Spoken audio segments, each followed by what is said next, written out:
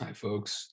This is Professor Healy again. I'll be joined very shortly by Emily Stock, who is a professional in the public relations industry, and she's going to talk to us about how she started that career and how she continues to build her portfolio and grow and take advantage of new opportunities. Oh, hi, Emily. I was just started, and I was looking at your LinkedIn profile, which is obviously a great way to network and find new opportunities. So I guess while you're talking and introducing, yourself and a bit about where you are now, what you're up to, I can sort of scroll through here visually so people can see it. So again, thanks for being here. Emily is a graduate of the Duquesne University Media Department. She was a strategic public relations and advertising major, if you can see here under education. And she is a recent recipient of a Master of Science in Communication and Media Studies from Purdue. So congratulations on that. And a very impressive GPA, both undergrad and grad. I had the pleasure of having Emily in a few classes. No surprise, she was a standout, which is why she's gone on to such great success. So Emily, can you tell us a bit about what you're up to now? I think, unfortunately, we lost your services here at the university in the marketing and communications office. You've moved on. So tell us what you're up to.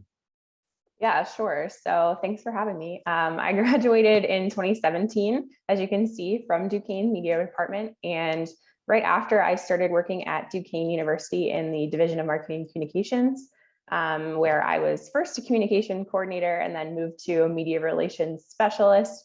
And so I was there for 4 years. And I just recently left Duquesne. It was very emotional goodbye after 8 years there, but moved on to work at a public relations and digital marketing agency. So I'm now at Matter Communications, which is based out of the Boston, Newburyport area up in Massachusetts. There's a Pittsburgh office. So I'm working with a few B2B accounts, mostly tech accounts, cybersecurity, things like that. And then I'm on one consumer account. I work with an ice cream brand actually based out of Boston, Massachusetts. So kind of getting a different perspective from the agency side, working at a PR agency, whereas, I just spent 4 years working in-house at Duquesne. So it's definitely a change, and it's been kind of a whirlwind trying to get caught up on the different accounts and, where they are in their processes for the campaigns that they're doing right now. But I've definitely learned a lot in the last few weeks in my new position. So. Mm-hmm. Well, thank you. So you're the first, I suppose, well, of the interviews we've done in this series, I'd say you're the first like true public relations professional that we've interviewed for this. So we want to give our public relations students, majors and minors, and then recent grads, some advice from someone in that industry who is doing a lot of media relations and being a liaison between clients and media, and then also between like a client and maybe a creative team. And so can you tell us about the challenges you see in building like a visual portfolio, building something tangible that you can share with prospective employers, and also maybe show us though how you can still nevertheless showcase the work that you've done, be it just clips that you've landed media in, where you've earned some media for your clients, or maybe even just content that you've built yourself, that you can still nevertheless make a portfolio and not just sit around waiting for the opportunity to happen, but build something that people can start to see even while you're a student. Yeah, sure. So, as you mentioned, kind of, it's a little bit more difficult when you're doing a lot of writing and a lot of media relations to showcase your work because I'm not a graphic designer. I don't have like a tangible visual portfolio necessarily that I can share with people. But I think it's important, no matter, what kind of sector of communications you're in, to have those like tangible pieces of, evidence of your success in your field. So I think for me,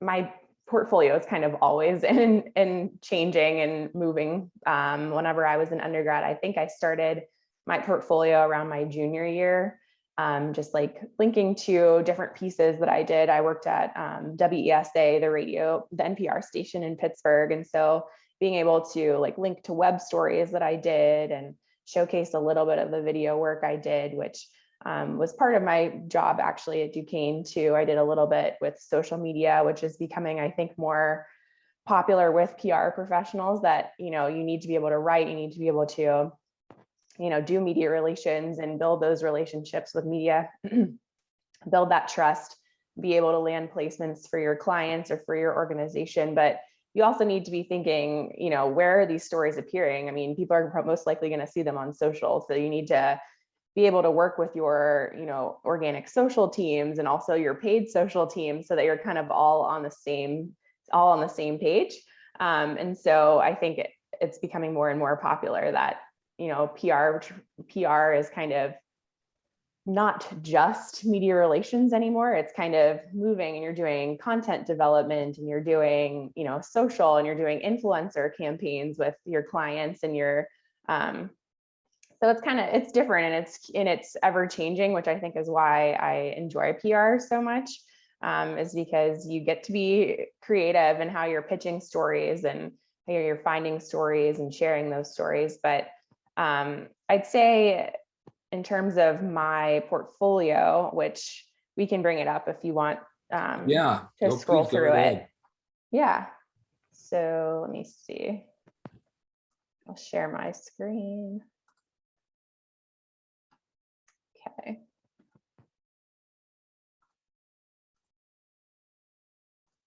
Sorry, I have like 8 million tabs open, which is very typical for PR people, I feel like. Okay.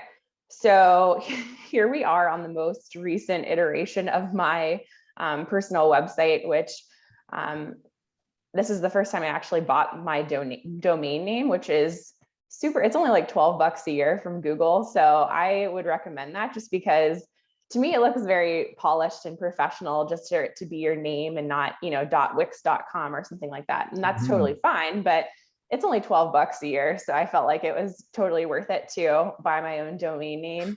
And with someone with a super popular name, I had to, add in another initial or like a number or something to make it, because the domain was already bought. But yeah, so this is the most recent version of my online portfolio. So you can see that I kind of started with my title, like what I am. So I'm a communication professional and content creator. And I think it's just important to right off the bat say, what work you do and in what space you're looking to get a job. So I created this most recent one when I was job searching most recently. So in the last few months, I made this. And up at the top, you can just see, this is a really simple example. Mine's pretty much just on one page. You can get crazy and add a ton of pages, but I, just wanted to be as simple and streamlined as possible. So you can see up at the top, I linked to my professional social channels. I have a contact me that goes to a form so that people can contact me. But then I'll scroll down, obviously a nice photo of me. Something that I do want to get done in the future is to get some professional personal branding shots done with a photographer, so that I have some more professional, but yet showcases my personality kind of photos that I can include on LinkedIn and that I can include on this site here. But for now, this is my placeholder image that I feel like is still, warm and inviting, but kind of showcases a little bit of my personality. So I think just giving like a brief overview about yourself, what you are, what your experience is in, and then kind of I included like the sectors that I've worked in before, and then I linked to my resume, which I can go back to in a second if you want to go over my resume too. But this is where I link to past work samples, and I think this section is kind of ever in development. I think whenever I first started putting together a professional portfolio in undergrad, you're kind of like putting everything that you produce on your page, right? Because you want to fill up the page and you don't maybe have as many samples to work with. But now that I'm a few years in, I can be a little bit more selective about putting what I believe is my best work forward on my site and not just putting everything on. And so this section definitely I would like to improve. I mean, it's very text heavy, but again, it's really hard in PR to showcase your work. So I kind of linked to different press releases, different feature stories that I've written. So these are more like long form pieces. And then, as I mentioned, I've done like a little bit of audio, video content. And most of the stuff that I included on this page is from Duquesne. But I think being able to link to something, so I guess I'll just, just being able to like link to something tangible that I've written and that I was, proud of writing is really important to showcase on your portfolio. I'd say the feature stories are a little bit more exciting just because in the format that I was working with, I was writing for the Duquesne magazine, so it's a little bit more visual. I think in the future, I'm also going to maybe link to specific placements that I've gotten, which you mentioned as well. I've could you explain that, like what you mean by placements? Yeah, sure. So in PR, so when you pitch a story or you are sending a news release to a journalist and the journalist ends up, wanting to interview your source or wants to use quotes that you included in your news release or in your pitch. And it's kind of like you land the story. So, and the news clip that comes out of that's what you would call a placement. So you're getting your organization, the company that you're representing, you're getting them in the media in a positive way, of course. But that's kind of, when you're proactively trying to place a story, you're proactively trying to get your brand, your organization in the media and position your CEOs or your people as experts in their field to give like expert commentary and things like that. So at Duquesne, we have obviously so many professors that are so well versed in so many areas. So for me, it was finding opportunities based on, things that were happening in the news to, pitch stories and say, we have XYZ professor in the political science department who's available to speak on XYZ. And I found have been the easiest ways kind of to get your organization's name out there. It's called newsjacking. But when you see there's some sort of trend going on or there's some sort of story out there that you think that someone in your organization can add value to, or you can speak on that topic, that's where I found it's most easy to get news placements, is to be able to offer this expert, maybe give a few quote response, and hopefully the journalists will include their commentary or follow up for an interview or something like that. But I'd say the PR industry is really tough because the journalism industry is really tough right now. As everyone probably knows, newsrooms are shrinking. There aren't really reporters working on specific beats like there used to be. Like, someone might cover crime, but then the next day they might be covering, government. Whereas in the past, it was more like siloed. Right, sure. And there's still so many freelancers, and it's just so hard to figure out, who's writing about what they're interested in. It's so much harder now. And, reporters, they don't have as much time either. So I've also noticed that more recently, it hasn't been about securing an interview for your client or for a person that you're trying to promote. It's more about like providing them with as much information as possible so that they can easily use your materials for their story instead of doing the interview themselves. If you can lay out like a 5-sentence response with this person's expertise, like they're more likely to take that and use that than to want to interview your client, if that makes sense. Yeah, just because they have so much less time, and it's just so much easier for them to just have something that's already been pulled and vetted and someone's already looked over it and just be like, and they'll respond and be like, thanks, we're going to include this in XYZ. So that's, I think, I don't know how I got to this point with this. It was my question. Yeah, I was just kind of asking you about placements, and I think you did a great job answering it, because if you aren't able to get them due to market conditions or industry trends, like you said, or identifying a specific journalist who can cover that topic. Is that then, of course, when you would go to just say, look, we'll just make the content on our own then? We'll do like an in-house sort of brand journalism where we're the reporters then? And I think you even have some clips here, like the audio video, for example, like if you couldn't find, let's say, a local news station to film the Charles Stegeman thing, if I'm saying the name right, over there on the right column, maybe that's something that you guys create yourselves then. So you're mimicking some of the regular journalism, which was actually your other major at Duquesne.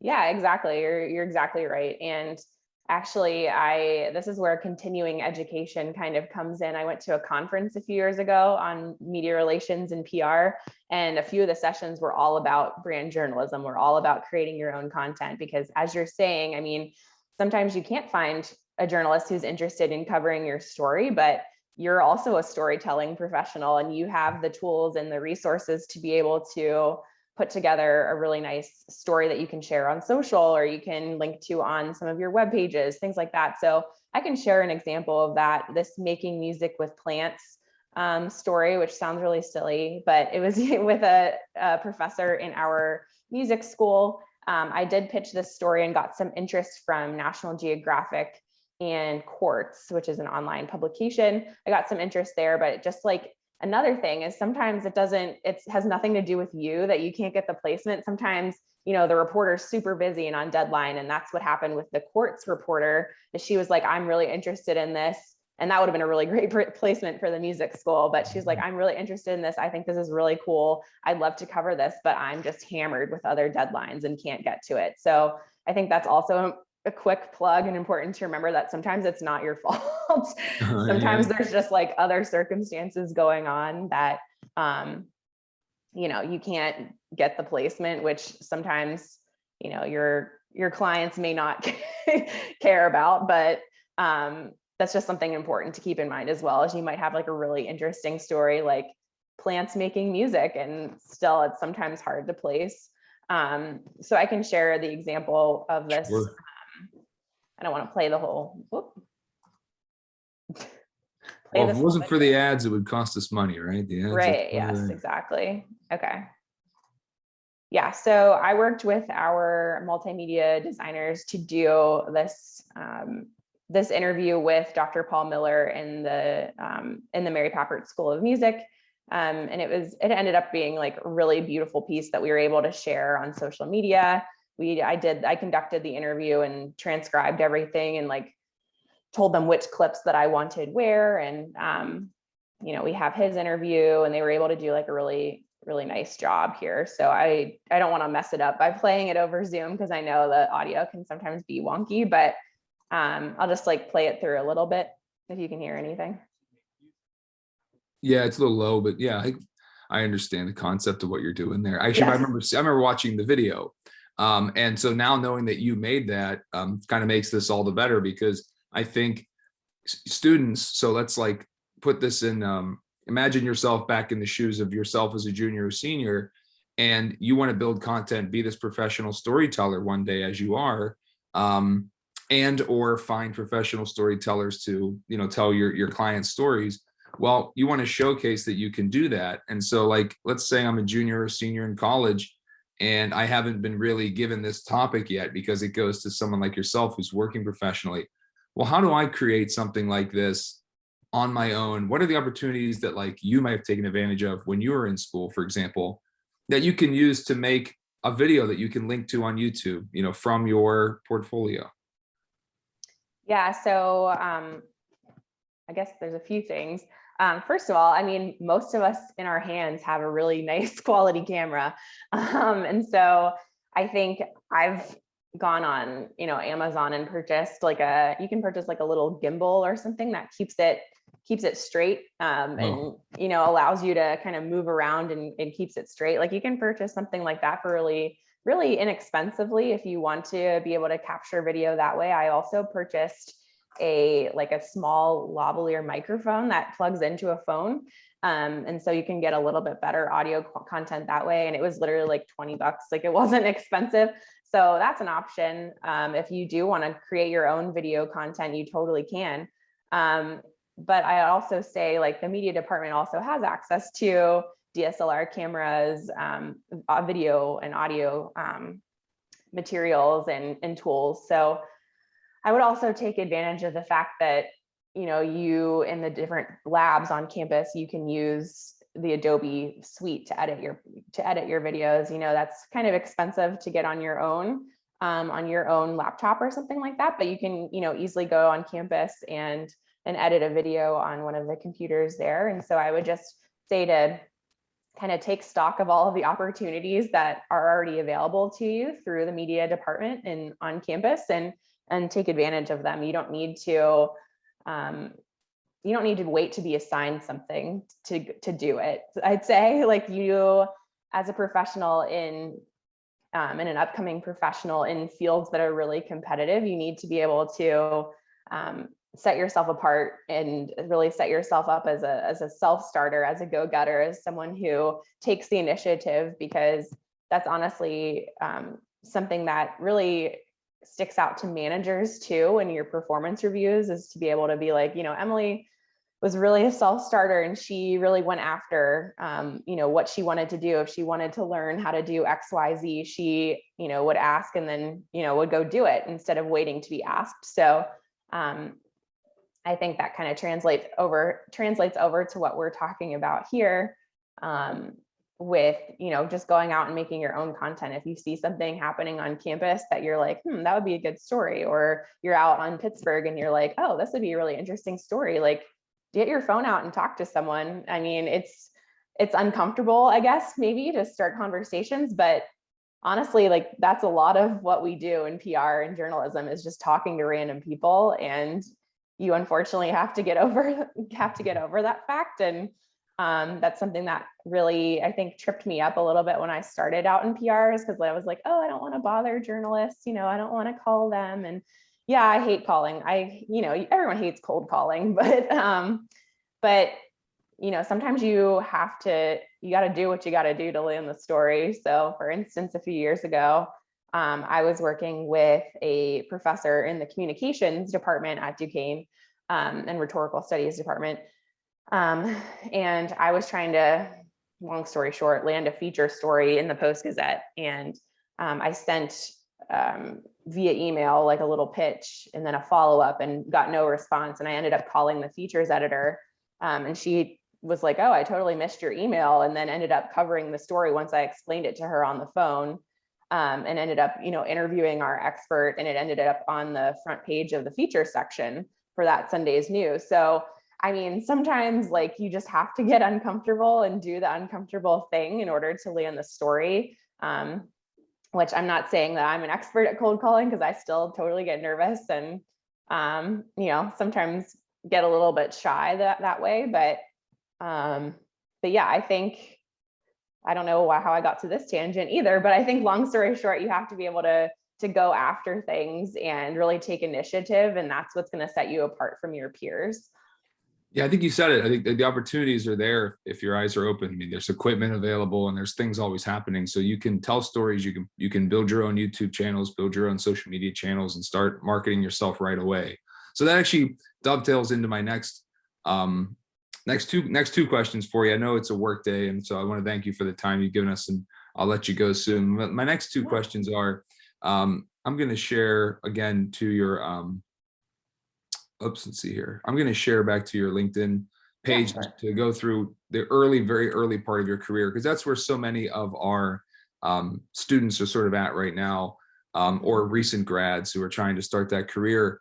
And in your work experience, it looks like, so you were a staff writer for Pittsburgh Sports Report back when you were an undergrad, and then you did some work. Looks like a lot of it was like sort of on-campus things like DUQ TV, which was now is DS TV, and then you did some volunteering as well. And I think and obviously you're in Public Relations Student Association, which is great. So you did some on-campus things like that, but then you got this staff writer job and then the WESA job. What were like, so how do you get that first internship?